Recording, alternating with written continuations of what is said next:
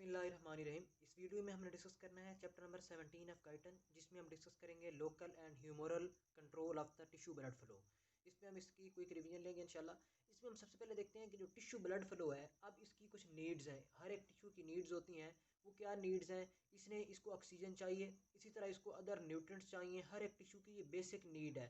इसमें other nutrients कौन से हैं? ग्लूकोज हो सकता है, अमाइनो एसिड्स वगैरह, इस तरह की चीज़ें चाहिए होती हैं। उसके अलावा अब इसमें ये तो इसको जो चाहिए होते हैं, अब इसने कुछ चीज़ें रिमूव भी करनी है, वो भी इसकी नीड है। वो कौन सी चीज़ें हैं? इसने हाइड्रोजन आयन जो प्रोड्यूस हो रही है मेटाबॉलिज्म के नतीजे में, उसको इसने जो है वो एक्सक्रीट करना है, बाहर उसने वेस्ट करना है। उसके अलावा जो है वो कार्बन डाइऑक्साइड है। ये मेजर जो न्यूट्रिएंट्स हैं और इस तरह के जो फैक्टर्स जो इसको नीड होते हैं, और कुछ चीज़ें इसने रिमूव करनी होती हैं। अब ये सारी चीज़ें किस तरह कंट्रोल हो रही हैं, ये हम चीज़ देखते हैं। सबसे पहली बात ये है कि जो ब्लड फ्लो है, टिश्यू ब्लड फ्लो, इसको दो तरह कंट्रोल किया जाता है। ये दो वेज हैं, एक होता है लोकल कंट्रोल और दूसरा होता है ह्यूमरल कंट्रोल। अब सबसे पहले हम डिस्कस करते हैं लोकल कंट्रोल।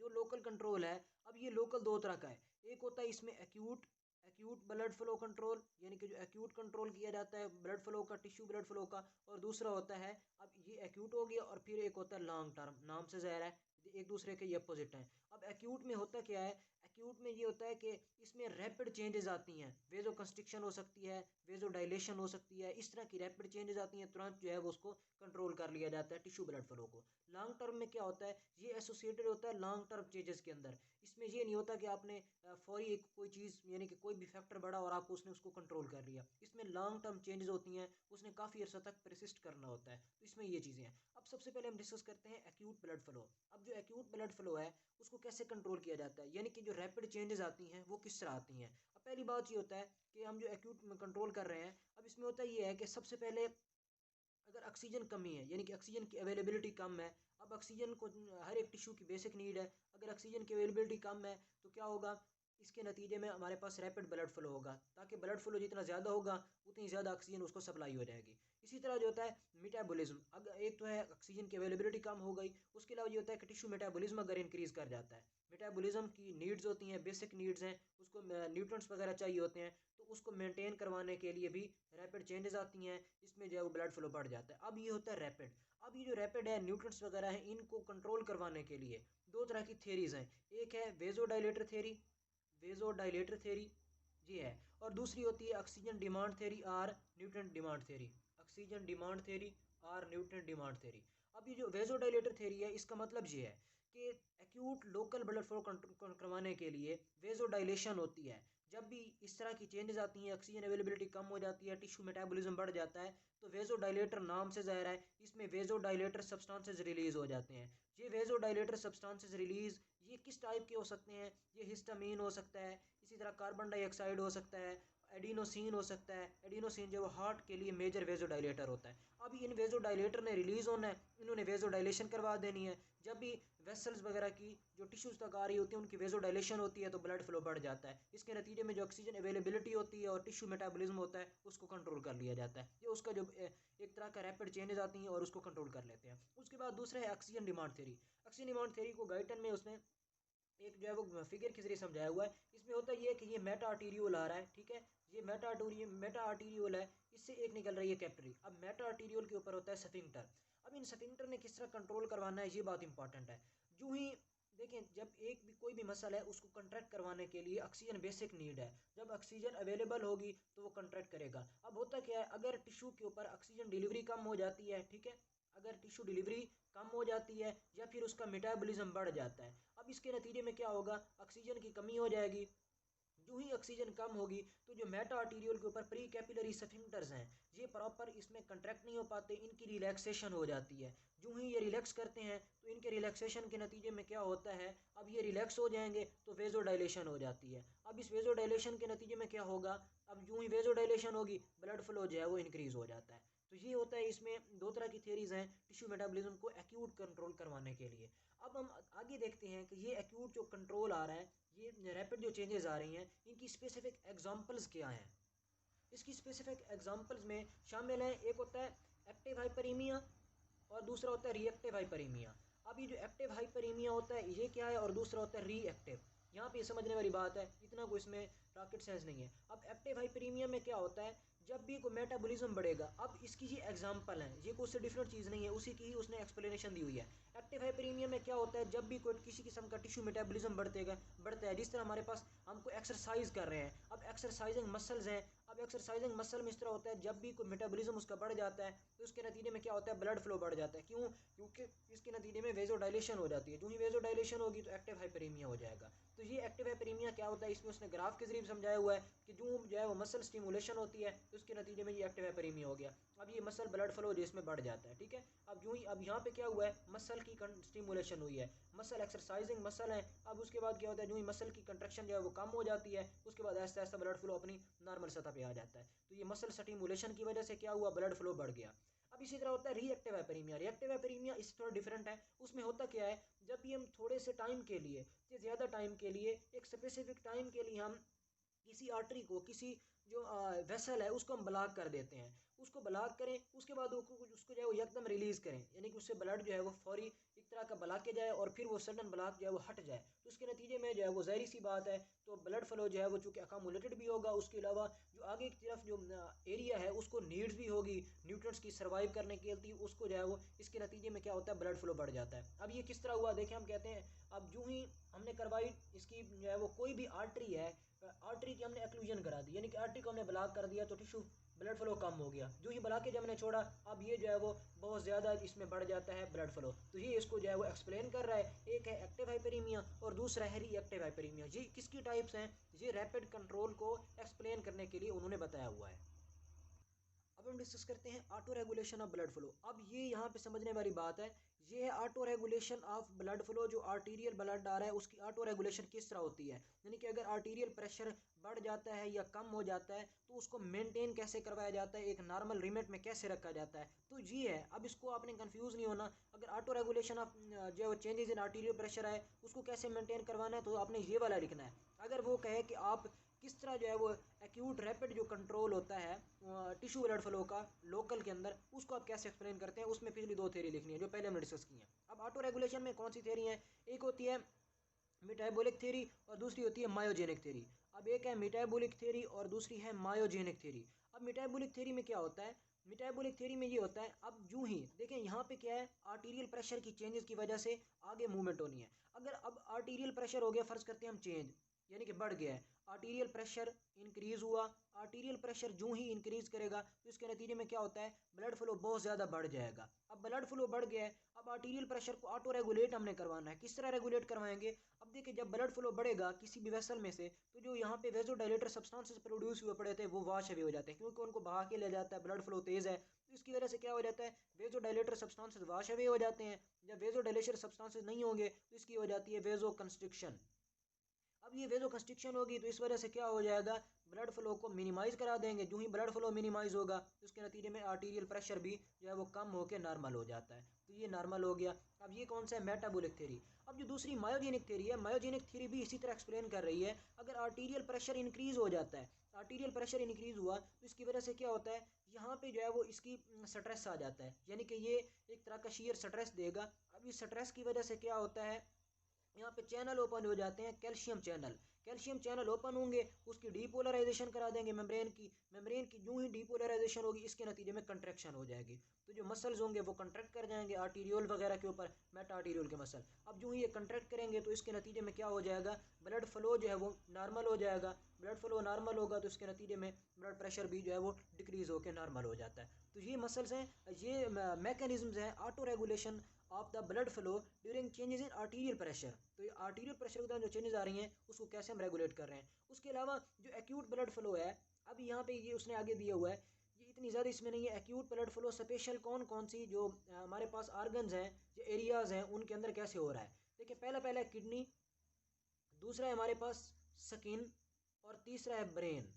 अब ये तीन चीज़ें हैं। अब जो हमारे पास पहला स्किन है, इसको किसी किस्म की कोई लोकल सब्सटेंस जो है वो नहीं इसको करता, यानी कि ये लोकल नहीं होता। लोकल इसमें एक तरह का आप समझ लें कंट्रोल नहीं होता। अब जो किडनी है इसमें लोकल कंट्रोल है, ब्रेन में भी लोकल कंट्रोल है। लोकल कंट्रोल से क्या मुराद है, उसी से ही सब्सटेंस रिलीज होंगे, वेजो डायलेशन होगी, वेजो कंस्ट्रिक्शन हो जाएगी। तो यहाँ पे जो स्किन है इसके अंदर वेजो डायलेशन वेजो कंस्ट्रिक्शन लोकल की वजह से नहीं होती, बल्कि इसको जो है वो ऑटोनोमिक नर्वस सिस्टम या मतलब सिंपैथेटिक और पैरासिम्पैथेटिक नर्वस सिस्टम कंट्रोल कर रहा होता है। तो ये था हमने देखा इसमें मेटाबॉलिक थ्योरी और मायोजेनिक थ्योरी के हवाले से, और हमने देखे कि कौन कौन से जो ब्लड फ्लो। अब आगे हम डिस्कस करते हैं कि जो टिश्यू ब्लड फ्लो है उसको वेजो डायलेटर सब्सटेंसेस आएंगे या फिर जो है वो वेजो कंस्ट्रिक्टर सब्सटेंसेस आएंगे। ये जो एंडोथेलियन वाला है और नाइट्रिक ऑक्साइड वाला है ये हम आगे भी देख लेते हैं जिस तरह हम गाइटन की तरतीब के साथ चल रहे हैं। उसके बाद हम आते हैं लॉन्ग टर्म कंट्रोल के ऊपर।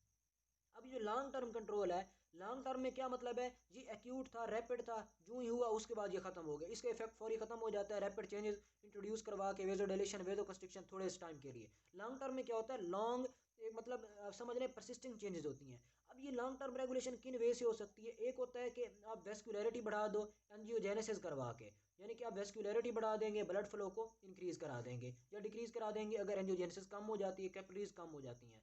तो दूसरा होता है वो होता है कोलेटरल सर्कुलेशन आप डेवलप करा देते हो, कोलेटरल सर्कुलेशन डेवलप करवा के ऐसा काम कर सकते हो। और जो तीसरा होता है वो होता है वेस्कुलर रीमॉडलिंग कर सकते हो, जो वेसल्स पहले से मौजूद हैं उनको रीमॉडल करके आप सिचुएशन के अकॉर्डिंग इसमें चल सकती है बॉडी। अब सबसे पहले हम देखते हैं जो एंजियोजेनेसिस होती है, एंजियोजेनेसिस प्रमोट हो रही होती है एंजियोजेनन के थ्रू। एंजियोजेनन क्या होती हैं, जी स्पेसिफिक तरह के ग्रोथ फैक्टर्स हैं जो एंजियोजेनेसिस से मुराद होता है वेसल्स का बढ़ जाना, वेसल्स की जो है वो साइज में as well as vessel size में बढ़ जाती हैं और उसके अलावा नंबर में भी बढ़ जाती हैं, यानी कि वेस्कुलरिटी जो है वो ज़्यादा हो जाती है। वेस्कुलरिटी बढ़ने की वजह से क्या होगा, अब हम टिश्यू हम कह रहे हैं अगर जो है वो नीड हमारे पास ज़्यादा है किसी भी मेटाबॉलिज्म की, अगर न्यूट्रिएंट की नीड ज़्यादा है तो जिस तरह अब हमारे पास होता है एल्टीट्यूड के अंदर नॉर्मल मतलब हाई एल्टीट्यूड पे जाते हैं तो ऑक्सीजन कमी की वजह से क्या हो जाता है, आरबीसीज बहुत ज़्यादा बढ़ना शुरू हो जाते हैं। तो ये भी इस तरह की एंजियोजेनेसिस आ जाती है, वेसल्स उसमें बढ़ेंगी, आरबीसीज बढ़ेंगी, ये सारा कुछ। उसके बाद है कोलेटरल सर्कुलेशन। अब कोलेटरल सर्कुलेशन क्या होती है, कोलेटरल का मतलब ये है कि हम कहते हैं कि कोई भी एरिया है, हम फर्ज कर लेते हैं ये हार्ट का एरिया या कोई भी है, अब इसको वेसल सप्लाई कर रही है, ये एक है और ये दूसरी है, अब दो वेसल सप्लाई कर रही हैं।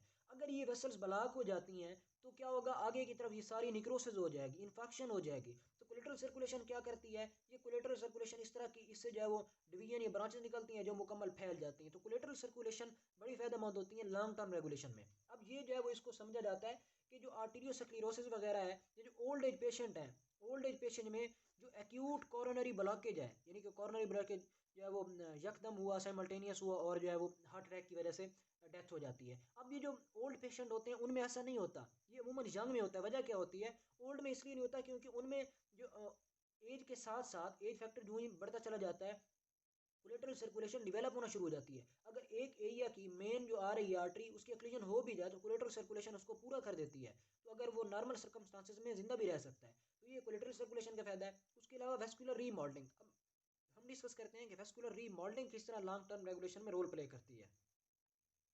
जो वेस्कुलर रीमॉडलिंग है, वेस्कुलर रीमॉडलिंग से मुराद क्या है, वेस्कुलर रीमॉडलिंग होता है कि आप या तो उसका ल्यूमेन का डायमीटर चेंज कर दो, एक आर्टरी का या कैपिलरी का। अब ये आर्टरी हम फर्ज करते हैं, इसका ल्यूमेन डायमीटर आप चेंज कर देते हो या फिर जो है वो इसका total cross sectional area change कर देते हो, तो इसको हम कहते हैं वेस्कुलर रीमॉडलिंग। ये जो है वो लॉन्ग टर्म रेगुलेशन एक इस तरह समझ लें कि इसका लंबे अरसे के लिए एक तरह की इनके पास मैकेनिज्म है कि कोई भी अगर आपने अब लंबे अरसे के लिए क्या करवानी है, जो है वो आपने ब्लड फ्लो को बढ़ा देना है। अब ब्लड फ्लो बढ़ेगा तो इसकी वजह से क्या होगा, लंबे अरसे के लिए बढ़वाना है तो आपने वेस्कुलर रीमॉडलिंग करवा देनी है, जो पीछे जो हमने स्टेप पढ़े हैं वो करवा देने हैं। अब वेस्कुलर रीमॉडलिंग कितने टाइप की है, वेस्कुलर रीमॉडलिंग पहला होता है हमारे पास यूट्रॉफिक। अब यूट्रॉफिक का मतलब क्या है, यूट्रॉफिक में ऐसा होता है कि इसमें टोटल जो एरिया है, अब हम कह रहे हैं ये एक वेसल है, ठीक है, ये इसका ल्यूमेन है। अब जो टोटल वेसल का साइज है वो सेम ही रहता है, ये वेसल जितनी थी उतनी रही, लेकिन इसमें यू ट्रैफिक में होता क्या है, जो ल्यूमेन का डायमीटर है वो स्मॉलर हो जाता है, यानी कि जो ये एरिया है एंडोथीलियम है ये ग्रो करना शुरू कर देती है बहुत ज़्यादा। तो एक है यू ट्रॉफिक रीमॉडलिंग। जो दूसरी रीमॉडलिंग होती है ये है यू ट्रॉफिक। अब जो दूसरी होती है वो होती है हाइपरट्रॉफिक। हाइपरट्रॉफिक एक होती है हाइपरट्रॉफिक रीमॉडलिंग, सिर्फ हाइपरट्रॉफिक लिखना है, और दूसरी होती है आउटवर्ड हाइपरट्रॉफिक। इनमें क्या डिफरेंस है ये हम देखते हैं। अब हाइपरट्रॉफिक में क्या होना है, हाइपरट्रॉफिक में इसका ल्यूमेन का जो डायमीटर है वो तो इतना खास नहीं बढ़ता, ल्यूमेन का डायमीटर उतना ही रहता है तकरीबन, लेकिन जो उसकी एंडोथीलियम है वो ज़्यादा बढ़ना शुरू हो जाती है। ठीक है। अब ये हाइपरट्रॉफिक रीमॉडलिंग है, लेकिन ये भी साथ बढ़ रहा होता है, लेकिन जो इसका रेस्पेक्टिवली जो एंडोथीलियम है वो ज़्यादा बढ़ती है। अब आउटवर्ड रीमॉडलिंग में क्या होना है, जो आउटवर्ड रीमॉडलिंग है उसमें अब इसका जो ज़्यादा जोर होना है, अब इसमें तीनों चीज़ें बढ़ेंगी। एक तो इसका टोटल डायमीटर भी बढ़ जाएगा, टोटल एरिया भी बढ़ जाएगा, उसके अलावा जो ल्यूमेन डायमीटर है वो भी बढ़ जाएगा, और उसके अलावा जो एंडोथीलियम है उसका जो साइज़ है या डायमीटर है वो भी बढ़ जाता है। अब इसका साइज़ भी बढ़ गया, ये सारी चीज़ें। उसकी एक और होता है, वो होता है आउटवर्ड रीमॉडलिंग। अब आउटवर्ड रीमॉडलिंग में क्या होता है, आउटवर्ड रीमॉडलिंग में सारा इसका जो जोर होता है वो ल्यूमेन का डायमीटर बढ़ाने के लिए होता है। ल्यूमेन का डायमीटर बढ़ता चला जाएगा और इसका जो डायमीटर है वो तकरीबन सेम रहता है, थोड़ा बहुत बढ़ता है। तो outward remodelling, outward hypertrophic remodelling में इस तरह कंफ्यूज नहीं होना। आउटवर्ड हाइपरट्रॉफिक में क्या होता है, सारी चीज़ें बढ़ती हैं। आउटवर्ड रीमॉडलिंग में क्या होता है, जस्ट ल्यूमेन का डायमीटर जो है वो ज़्यादा बढ़ रहा होता है। तो ये चीज़ें हैं जो हमने देखी कि लॉन्ग टर्म जो रेगुलेशन है उनको कैसे करवाया जाता है। दूसरा है हमारे पास ह्यूमरल कंट्रोल। अब ये होता है ह्यूमरल कंट्रोल। अब हमने पहले कौन सा देखा, हमने देखा कि जो लोकल ब्लड फ्लो है उसकी जो रेगुलेशन है वो दो तरह की से कराई जाती है, एक होती है एक्यूट, एक होता है लॉन्ग। अब दूसरी जो सर्कुलेशन है वो होता है ह्यूमरल कंट्रोल। ह्यूमरल कंट्रोल में क्या होता है, स्पेसिफिक सब्सटेंसेस रिलीज करवा के आइदर वेजो कंस्ट्रिक्शन करा दी जाती है या फिर वेजो डायलेशन करा दी जाती है। अब हमने पहले कहा था कि नाइट्रिक ऑक्साइड वगैरह उनको बाद में देखते हैं। अब होता है क्या है, जो ह्यूमरल कंट्रोल है इसमें दो तरह के सब्सटेंसेस निकलते हैं, एक होते हैं वेजो डायलेटर सब्सटेंसेस और दूसरे होते हैं वेजो कंस्ट्रिक्टर सब्सटेंसेस। पहली बात ये देख लें कि जो बाकी सारे जो आइंस हैं वो सारे वेजो डायलेटर हैं, जस्ट कैल्शियम आइन जो है वेजो कंस्ट्रिक्टर है। अब कैल्शियम आइन वेजो कंस्ट्रिक्टर है, पोटाशियम आइन हो गया, इसके अलावा जो है वो सिट्रेट है, इसी तरह के जो ए नाइन्स वगैरह हैं वो भी बाकी सारे इस तरह हैं। उसके अलावा कार्बन डाइऑक्साइड है, हाइड्रोजन आइन है, ये सारे वेजो डायलेटर है। सिर्फ कैल्शियम आइन जो है वेजो कंस्ट्रिक्टर है, ये समझ आ गई। उसके बाद जो वेजो डायलेटर है, अब वेजो डायलेटर में दो तरह के मेजर आ रहे हैं। अब पहली नाइट्रिक ऑक्साइड हमने वेजो डायलेटर में छोड़ दिया था, ये भी मेजर वेजो डायलेटर होता है, पोटेंट वेजो डायलेटर है रैपिड चेंजेस करवाने के लिए। ठीक है, ये जो होते हैं वो लॉन्ग टर्म में भी आ रहे होते हैं। ये एनओ जो है वो जस्ट स्पेसिफिक है रैपिड चेंजेस करवाने के लिए। उसके अलावा यहाँ पे ब्रेडिकाइनिन भी आ रहा होता है, ब्रेडिकाइनिन और हिस्टामिन। ये जो होते हैं हिस्टामिन आपने एलर्जिक रिएक्शन में पढ़ा होगा। तो ये जो चीज़ें होती हैं ये वेजो डायलेटर होती हैं। वेजो कंस्ट्रिक्टर में कैल्शियम आइन आता है, और इसी तरह और कौन सी चीज़ें हैं, और इसमें आ रहा होता है एंडोथेलिन। अब ये एंडोथेलिन है ये बिल्कुल जो है वो नाइट्रिक ऑक्साइड की जगह होता है, लेकिन ये वेजो कंस्ट्रिक्टर कराता है और ये रैपिड चेंजेस करवा रहा होता है। ठीक है, उसके अलावा जो एंटी डायरेटिक हार्मोन होता है वेजोप्रेसिन वगैरह आ रहा है, उसके अलावा एंजियोटेंसिन आ रहा है। अब ये जो चीज़ें होती हैं ये वेजो कंस्ट्रिक्शन करा देती हैं। इन्होंने वेजो कंस्ट्रिक्शन करा के ब्लड फ्लो को जो है रेगुलेट करवाना होता है, इन्होंने वेजो डायलेशन करा के ब्लड फ्लो को रेगुलेट करवाना है। मतलब ये ब्लड फ्लो को इंक्रीज करा देंगे, जो वेजो कंस्ट्रिक्टर है उन्होंने ब्लड फ्लो को कम करा देना है। तो इस चैप्टर नंबर 17 ऑफ द गटन जिसमें हमने मेन पॉइंट्स पे फोकस किया।